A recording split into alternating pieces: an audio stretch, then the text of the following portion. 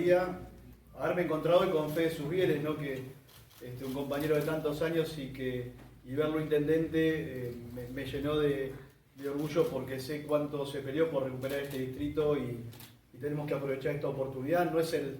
No nos ha tocado el mejor momento o el mejor contexto, pero por supuesto con el apoyo de Axel y con el esfuerzo de todos y todas vamos a sacar Bahía y la provincia adelante y a reconstruir un proyecto nacional sin duda.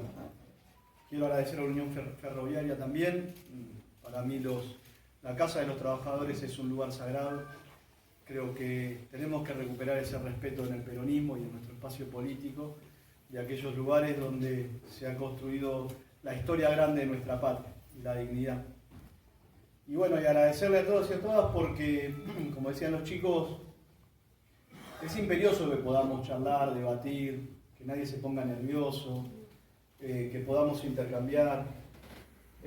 Lo que nos toca vivir hoy es algo que difícilmente hubiéramos imaginado. La Argentina estuvo sometida a procesos liberales a lo largo de su historia, el peronismo siempre se recuperó, pero lo que está transcurriendo en estos días es demasiado extravagante, por poner una palabra.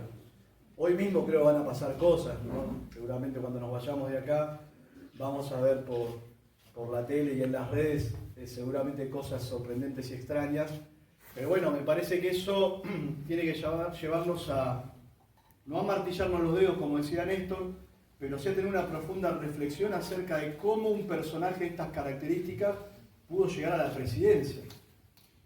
Quizás la tentación inicial puede ser decir o echarle la culpa a la gente, al pueblo, no decir, bueno, no, los medios de comunicación, la falta de conciencia, poner la culpa afuera, poner la culpa en el otro, inclusive también quizás hasta entre nosotros, ¿no? Por ahí repartirnos culpas sin hacer un análisis profundo de qué fue lo que ocurrió. Y evidentemente me parece que lo último que podemos hacer es culpar a la gente. En todo caso tenemos que revisar cuál fue nuestra oferta, no en términos electorales solamente, porque creo que llegamos en las condiciones que pudimos en la elección y Sergio Massa hizo una gran campaña, encomiable, me parece difícil encontrar un mejor candidato, que además le tocaba el rol de ser ministro de Economía en un momento muy delicado. Pero claramente llegamos a ese proceso con un desgaste muy grande, con contradicciones muy a la vista del conjunto de la sociedad y obviamente la sociedad reclama de los dirigentes contención, orden, conducción. Creo que cuando nosotros no podemos dar ese marco y le devolvemos la pelota a la sociedad, bueno, puede pasar lo que ha ocurrido hoy en la Argentina. Entonces creo que tenemos que empezar primeramente por una inmensa y profunda autocrítica y pedirle perdón al pueblo argentino por lo que está ocurriendo sin ningún tipo de atenuante. Y todos nos tenemos que hacer la autocrítica. Creo a la vez que esa revisión o caracterización de lo que ha ocurrido para que Milei sea presidente nos debe llevar a poder encontrar visiones conjuntas, ¿no? De nada sirve que vayamos como patrullas perdidas, uno echándole la culpa a tal, el otro a cual, fulano, mengano, etc. Me parece que es momento y es imperioso en este tiempo que saldemos ese debate de qué es lo que pasó, no para quedarnos enredados en la nostalgia de lo que pudo haber sido aquel inmenso triunfo del Frente de Todos que generó tanta expectativa. No hay una cuestión de revolverse sobre una nostalgia, sino que me parece fundamental poder hacer un análisis claro, poder abordar a conclusiones en términos colectivos dentro de nuestra fuerza política, fundamentalmente para poder proyectar un futuro, que es lo que necesita nuestra gente. Nadie quiere revolver el pasado para repartir culpa. Sí, lo que necesitamos es hacer una correcta caracterización de lo que pasó, porque el presente es muy difícil y muy acuciante y va a ser peor, lamentablemente. Y va a ser peor. Y nosotros tenemos la obligación de generar o devolverle la esperanza al pueblo argentino en este momento de dificultad. Al peronismo le ha tocado atravesar muchas crisis, persecución, desapariciones, fusilamientos, torturas. Sabemos lo que pasó en la historia argentina. Y siempre se reconstruyó. ¿Y cómo se reconstruyó? A partir de que los compañeros y las compañeras se miraron a la cara, se dijeron, bueno, ¿cómo salimos de esta? Con humildad, con esfuerzo, con sacrificio, pero fundamentalmente pensando en que debemos construir un futuro mejor para nuestros compatriotas. Y en este panorama que nos toca atravesar, no quiero tampoco ser exhaustivo en el análisis de la situación, porque todos la conocen. Todos sabemos que estas políticas que lleva adelante el presidente Milei no son nuevas en la Argentina, que no tienen resultado, inclusive lo que pudiera ser el éxito que pretende tener el presidente Milei dentro de su filosofía liberal. Esto no lleva a ningún lado. Lo único que vamos a tener es cada día más recesión, destrucción del aparato productivo, destrucción del empleo, destrucción del tejido social, destrucción de la familia, que ya está bastante dañada en la Argentina, destrucción de los individuos y las subjetividades. ¿Cómo vamos a construir una sociedad mejor si estamos despedazados moral y espiritualmente? No solamente es una cuestión que opera desde la índole material, la pauperización, el costo de vida que se va a las nubes, sino también que esto golpea fundamentalmente en el corazón de la sensibilidad de un pueblo, y eso tiene que ver con los lazos más preciados que puede tener el ser humano. Nuestro lema siempre fue la comunidad organizada. Bueno, parece que el presidente no quiere saber nada con eso. Parece que creen en una filosofía a partir de la cual todos debemos ser enemigos, y en esa competencia supuestamente virtuosa sacar el provecho para el conjunto. No pasa, no hay caso en la historia de la humanidad que demuestre que la disputa salvaje entre seres humanos redunde en una sociedad mejor. Entonces nosotros, y comprendiendo a aquel ciudadano o ciudadana que no votó a Unión por la Patria, que no votó por Sergio Massa, pero que tampoco votó por las opciones macristas, creo que acá también hay que descubrir algo de sabiduría en nuestro pueblo. No fue para atrás, no fue a buscar al macrismo. Macri no pudo ser ni siquiera candidato. Los candidatos que puso Macri no llegaron al balotaje. Ustedes recuerdan, Larreta era presidente ¿hace cuánto? Después era Bullrich. Bueno, finalmente, ¿qué pasó? Obviamente nos quedamos a 3 puntos porque no nos alcanzó, porque nuestro pueblo se sintió defraudado, desilusionado, porque no estuvimos a la altura de las circunstancias, porque generamos un formato de gobierno de coalición que todavía ni nosotros entendimos. No entendimos cómo funcionaba, quizás porque no son las características del peronismo los gobiernos de coalición, y para nosotros es vital y necesaria la conducción y el orden en la construcción política, y la ejecutividad y el ejercicio del poder, porque al peronismo se le perdona cualquier cosa. Yo digo siempre, se le perdona cualquier delito estético, menos que no ejerza el poder para resolver los problemas del pueblo.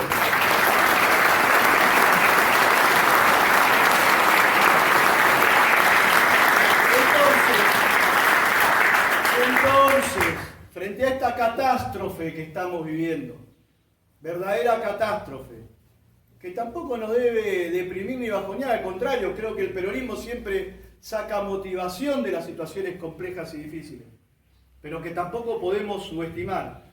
Frente a esta catástrofe que nos toca hoy atravesar como pueblo, cuando vimos el derrumbe que ha significado pasar de tener, el año pasado nada más, 19 gobernadores, y hoy no sabemos si tenemos 5, 6, 7, ¿viste? Todos los días vamos mirando, este se movió para acá, el otro para allá.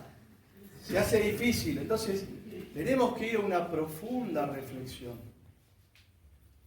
Ahora, entre esos gobernadores que han quedado en pie, como sabemos, por supuesto compañeros de otras provincias, compañeros de una trayectoria histórica como Gildo Infran, compañero como Quintela en La Rioja, que ha tenido una actitud sumamente valiente desde el inicio del gobierno de Milei, compañero como Siloto en La Pampa, de tan buena gestión y administración, el compañero Zamora en Santiago del Estero, no peronista, digamos, en su procedencia, pero en su forma de gestionar, más peronista que muchos de los propios. Y otros compañeros seguramente. Ahora, entre todos ellos, se ha sostenido y emerge una figura que coincido con Gaby, ¿no? Qué mal que hacemos en no dimensionar el fenómeno social y electoral que significa el compañero Axel Kicillof hoy en la Argentina.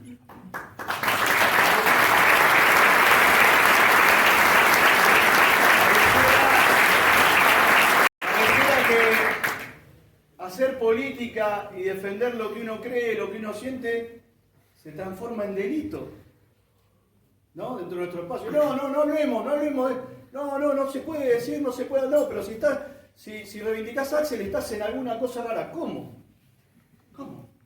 El gobernador que le toca llevar adelante la gestión de la provincia más grande de nuestro país, con más población, con mayores asimetrías, y que ha tenido fundamentalmente un posicionamiento clarísimo, contundente desde el primer minuto del gobierno de Milei. Y ustedes acuérdense, parece que pasaron 6 años, ¿no? Pero son 6 meses. Pero allá, en esas tempranas horas del gobierno de Milei, ¿cuáles eran las recomendaciones de los gurús, de las consultoras?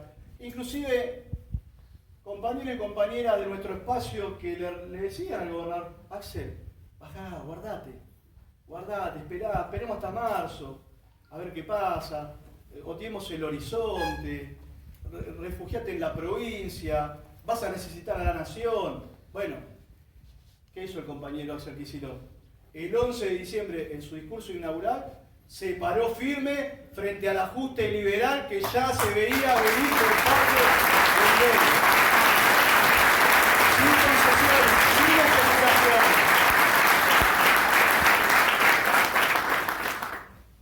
Y esto creo que nos lleva a una reflexión más profunda que tiene que ver con la construcción política en sí. Con la construcción, porque uno dice, bueno, ¿cómo llegó Axel? ¿No? Que fue fruto de un repollo, ¿no? ¿Viene un plato volador? No, hay una trayectoria, ¿no? Una tarea, primero en el Ministerio de Economía con Cristina, después su labor como diputado enfrentando al macrismo, luego la primera gestión de gobernador, donde todos lo vimos enfrentar una pandemia y luego recuperarse inclusive de una derrota electoral en el 21, mitigada entre las PASO y las generales de aquel año, pero bueno, significaba dar vuelta a ese resultado y finalmente ganó la elección por 20 puntos. Entonces decimos, bueno, ¿cuáles son los atributos, los elementos que anidan en este compañero para que la sociedad lo haya respaldado de una manera tan contundente? Y yo creo que ahí es donde vienen debates fundamentales respecto a cómo debe ser la construcción política del peronismo en el futuro. Y tienen que ver con la representación, con la empatía, con ese pacto sagrado que se da a la hora de depositar la confianza en un dirigente cuando se pone un voto en una urna y que parece y que lamentablemente se ha pisoteado tanto hasta generar una crisis de representatividad que Milei ha sabido aprovechar sin ningún tipo de duda. Porque hoy hay una crisis general en la dirigencia política, no solo en el peronismo, Hay una situación de desconfianza, aparece el engaño, ¿no? Esa cosa tan terrible. Cuando uno viene acá y se expone o se entrega, ¿no? a la construcción política, lo hace entendiendo que es el camino para resolver los problemas de una sociedad. Bueno, a veces ese camino puede ser sigiloso, a veces pueden aparecer laberintos, a veces pueden aparecer tentaciones, a veces pueden aparecer confusiones. Y una parte de la dirigencia política quizás en demasía ha transitado caminos que son distintos al de el hombre y la mujer de a pie. Y entonces comienza a observarse una distancia. Esto que Milei, hay que reconocerlo, denominó en términos de casta, ¿no? En términos de casta, cómo se observa o se puede percibir una diferencia entre aquel ciudadano-ciudadana de base, por llamarlo de alguna manera, y aquellos que van iniciando una carrera política y poco a poco tienden a olvidarse o a desprenderse de sus responsabilidades y de sus vínculos. Y esto se ve y se siente. Yo creo que no tenemos que tener miedo de hincarle a fondo a estos debates, porque finalmente, en la dimensión emocional que tiene el voto, muchos creen que el voto solamente se da a partir de una situación material. Por supuesto que es fundamental, por supuesto que el bolsillo juega, pero también hay una dimensión emocional que tiene que ver con la credibilidad, con la empatía que puede generar un compañero o compañera que pretende representar. Bueno, ese deber de la representación es un deber sagrado. Sagrado.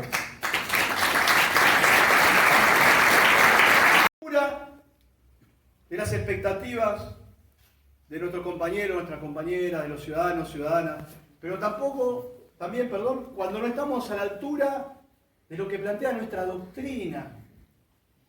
Porque esta crisis política que tenemos, y voy a señalar la parte positiva, no estamos en una crisis de tipo ideológica o doctrinaria donde nosotros decimos, se quemaron todos los papeles, hay que escribir todo de nuevo, ¿no? Ustedes recuerdan, pasó cuando se cayó el muro de Berlín, cuando fue aquel auge del neoliberalismo a nivel mundial con el fin de las ideologías. No, la verdad que hoy, por supuesto en Argentina, hay una envalentonada de estos nuevos liberales, pero cuando observamos el mundo, el liberalismo no tiene la pátina de novedad que tenía cuando, por lo menos en mi caso, me tocó empezar a militar en los años 90 y era muy difícil dar una discusión. Inclusive el propio peronismo quedó atrapado en ese cerco liberal y sabemos lo que ocurrió y cómo terminó finalmente la experiencia de aquella década. Entonces, nosotros no tenemos una crisis doctrinaria, no está mal la doctrina. Vayamos a leer a Perón, a Evita, repasemos los discursos de Néstor, también los de Cristina, vamos a encontrar conceptos que son absolutamente vigentes. La justicia social, la solidaridad, ni hablar por supuesto de la producción y el trabajo, ¿no? Como ejes vertebradores de una sociedad. Cuando a mí me preguntan en la tarea que realizo cuál es la mejor política social, la creación de trabajo. Perón decía, gobernar es crear trabajo. ¿Por qué? Porque el trabajo es el gran ordenador social. Cuando se pierde el trabajo, se desmembra la familia, empiezan los conflictos que todos conocemos y la vida se hace muy compleja. Y casi se nos hace inabordable porque estamos frente a fenómenos de descomposición social que llegan hasta dentro de nuestras casas y no sabemos cómo enfrentar. A todos nos toca ser padres en este contexto y enfrentar esas situaciones. Bueno, no tenemos un problema en la doctrina. La doctrina está invicta. El problema, en todo caso, lo tenemos aquellos que intentamos ejecutar esa doctrina maravillosa.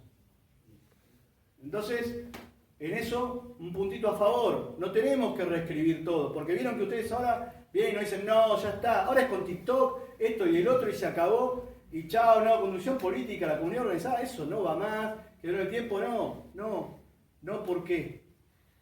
Porque no hay una forma de vida posible para una sociedad si no es a partir de la convivencia, la colaboración, la armonía de todos los sectores sociales que la integran. Es falso, es absolutamente falso y lamentablemente lo vamos a ver con mucho dolor. Estamos viendo ya escenas en Misiones. Estamos viendo ya escenas en Misiones de lo que le va a pasar a los gobernadores que decidieron no enfrentar a Milei por un cálculo pírrico respecto a que enfrentar a un gobierno nuevo te puede mermar un guarismo en una encuesta. ¿Y saben qué va a pasar con esos gobernadores? Lamentablemente, probablemente se desplomen sus imágenes por haber especulado en estos días tan valiosos. O maniobran y reaccionan y se ponen al frente del reclamo de su pueblo, o las coyunturas se los va a llevar puesto. Y lamentablemente, este fenómeno, porque nadie se pone contento cuando cuando a otro le va mal. Vamos a seguirlo. Quisiéramos todos que el presidente reflexione, reaccione, cambie la política y nos ahorremos todas las dificultades que se van a profundizar. Ese sería el camino. Lamentablemente no vemos señales en el presidente respecto a cambiar esta política, a reflexionar. Al contrario, todas sus expresiones tienden a profundizar este camino. ¿Y este camino a dónde nos va a llevar? A mayor descomposición. Inclusive la inflación que dicen que van a bajar o que quieren presentar como un éxito es a costa de una inmensa recesión. Y tampoco el número lo han bajado a un lugar porque lo habían subido a 25 y ahora nos quieren decir que 8,8 es poco. Y postergaron los aumentos de tarifa. Y hay una devaluación ahí que flota como un fantasma. Hoy vimos los movimientos del dólar ilegal, ¿no? Porque sigámosle diciendo ilegal, nosotros no vamos a cambiar. Vemos esos movimientos porque también los propios factores de poder miran sus intereses o conveniencias y no se van a suicidar. Entonces, volviendo al punto que venía desarrollando, en este momento, en este tiempo donde el liberalismo no va a traer una respuesta.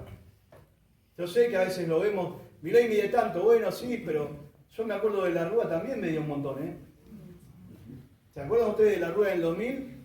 Era invencible, no se le podía entrar por ningún lugar, nadie, inclusive propios sectores de nuestra fuerza política dudaba, decía no lo confrontemos. Bueno, todos sabemos cómo terminó y nadie está augurando pidiendo que esto termine de esa manera.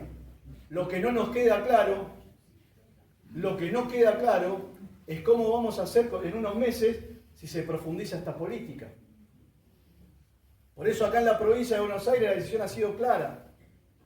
Estado presente, comunidad organizada, inversión histórica en políticas sociales sin que recibamos un solo peso del gobierno nacional. Van 6 meses de gobierno, no nos transfirieron un peso. No han transferido un peso, le han sacado fondos a la provincia. 1 billón de pesos de lo que le corresponde este año de manera ilegal. Fondos que le corresponden a la provincia de Buenos Aires por normativa, por leyes, no les importó, le sacan eso a la provincia. A pesar de todo eso, el gobernador Axel Kicillof dijo, las prioridades son las urgencias de los bonaerenses, política social, salud, seguridad, infraestructura, el Estado provincial se hace cargo.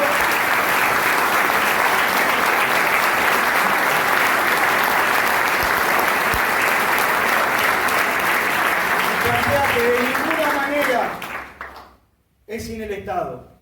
Que el Estado no resuelve todo está clarísimo. Que es en la interacción entre los diversos sectores sociales, eso va de suyo. Lo que no puede pasar es que el Estado no tenga el rol que le asigna la Constitución, que el Estado no asuma sus obligaciones, o como dice el presidente, que el Estado es una organización criminal. Y yo diría, a esta altura, lo que parece ser una organización criminal es el gobierno del presidente Milei, lamentablemente.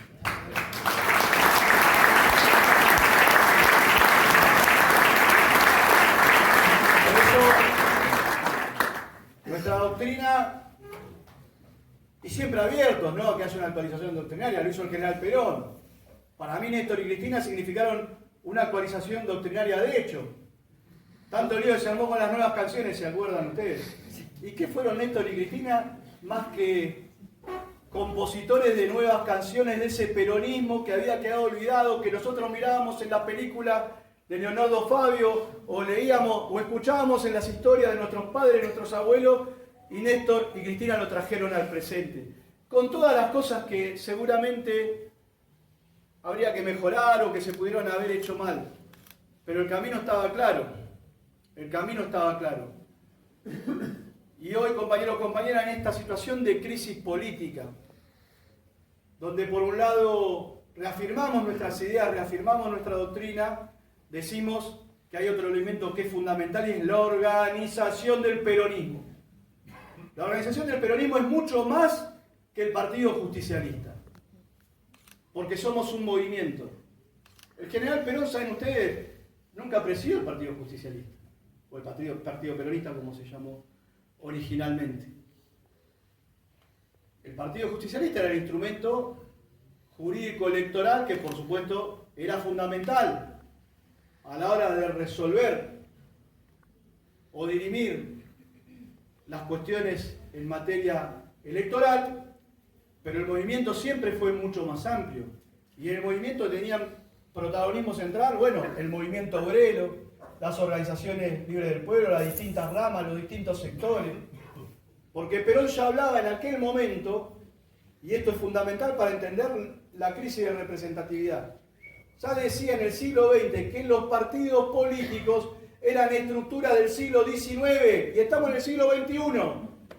¿Y por qué decía esto Perón? Porque él decía que no podía condensar un partido político la realidad de una sociedad que tenía una multiplicidad de expresiones y que un conjunto de cargos no puede representar a un inmenso movimiento como es el Movimiento Nacional Justicialista.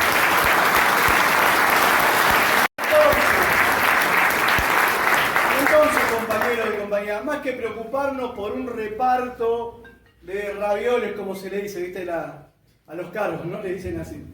Más que estar todos los días concentrados, si lo subo a este, lo bajo al otro, y eso está totalmente disociado de la realidad, la tarea, la obligación del peronismo es organizarse en función de los problemas de nuestra sociedad. Una organización que recupere la simpleza. ¿Cómo puede ser que sea tan complicado militar el peronismo? No sé que hay que firmar tantos formularios, sellos, que hablar con este, con aquel. Algunos se enojan cuando digo esto, pero me parece que nosotros tenemos que facilitarle las cosas a los militares. Porque militar es un esfuerzo por sobre las tareas que tenemos todos en la vida cotidiana. Todos tienen que hacer cosas, tienen que trabajar, tienen que cuidar de la familia, van de acá para allá y cuando tienen un rato quieren ir a militar. Y cuando llegan al lugar de militancia le dicen, no, no podés, no se puede, no, tenés que hablar con tal, tenés que la pulsera, que esto, que el otro, que no sé cuánto. Entonces, ¿qué queremos? ¿La gente se sume o se quede en la casa? Me parece que algunos quieren que la gente se quede en la casa, por eso terminamos después con Milei.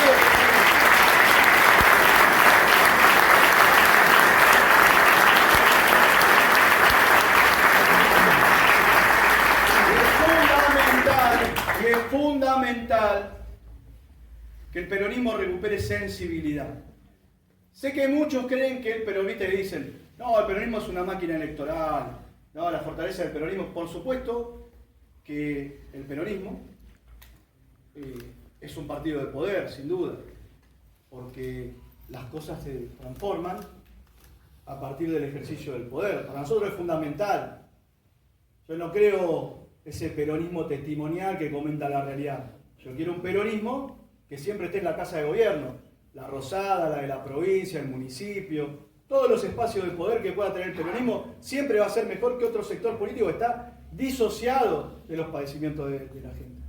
Pero también creo que ha pasado, o hemos visto, cierta lejanía de un sector de la dirigencia, de nuestro propio espacio, que se ha enredado en debates internos, en disputas de poder relativa, a ver si yo tengo más que el otro, si tengo un legislador más, un legislador menos. ¿Saben qué? La sociedad se da cuenta de eso. Se da cuenta que están discutiendo sobre sus problemas y que no le resuelven ni ponen en agenda los quilombos que tiene la gente. Y eso también se ha visto en estas elecciones a nivel nacional. Porque Milei ha sido muy astuto también en pararse sobre los problemas que la gente sentía más reales, que por supuesto él no va a solucionar, los va a empeorar a todos, pero supo hablar de aquellas cuestiones que quizás para nosotros inclusive estaban prohibidas hablar y mencionar. Por eso creo que en esta nueva etapa política no debe haber temas tabú ni temas prohibidos en los debates. Tenemos que hablar de todas las cosas y de todos los problemas que tiene la gente.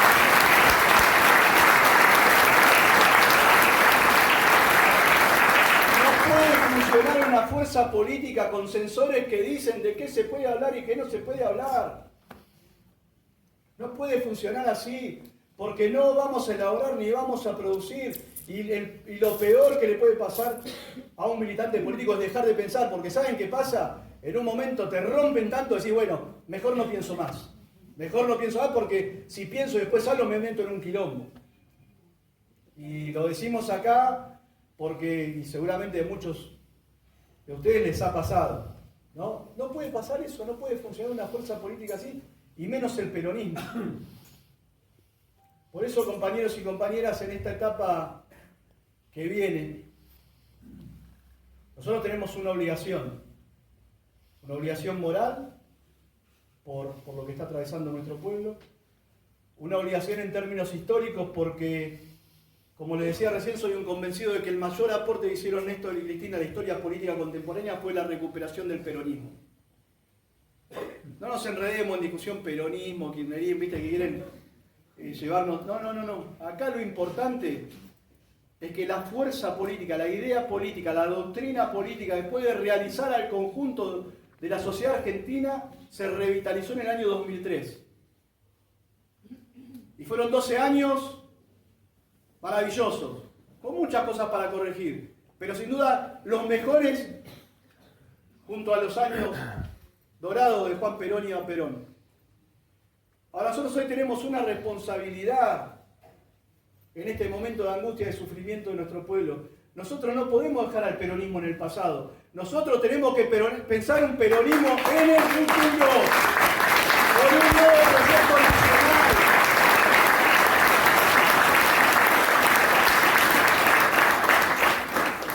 Y no hay que ser un vidente, no hay que tener poderes extrasensoriales para advertir que en este momento de angustia, de dificultad, ha quedado erigido un compañero que gobierna la provincia más grande de la Argentina, que no solo la gobierna, sino que lo hace bien, que no solo gobierna esta provincia, sino que también es solidario con otras provincias que la están pasando mal, como Santa Fe.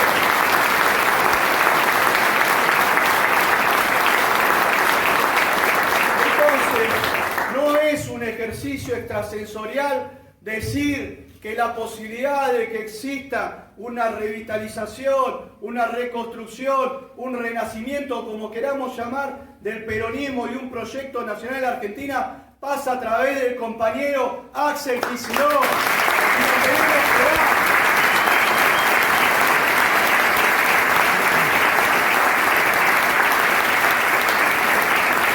Y queremos que dar esa tarea, pero ya vienen los agoreros y dicen, no, se apuran, esperen. ¿Qué vamos a esperar? ¿Que se muera toda la gente? ¿Qué esperamos? Hoy, porque, como decíamos recién, el ser humano tiene una dimensión racional, material, pero también hay una dimensión emocional y espiritual. Y es vital para la vida que tengamos esperanza. Por favor, que no sea que por mezquindades nos roben la esperanza de poder reconstruir una propuesta que saque de la Argentina.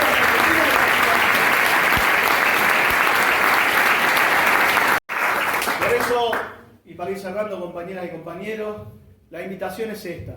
La invitación, el espíritu de las charlas, como decía Gaby recién, es pongámosle el nombre que sea, pero por favor, que se junten todos y todas las peronistas, que se reúnan, que discutan, los peronistas, los que no son peronistas, los que están cerca, los que están arriba, los que están abajo, juntémonos para dar vuelta de una vez esta historia porque la gente la está pasando.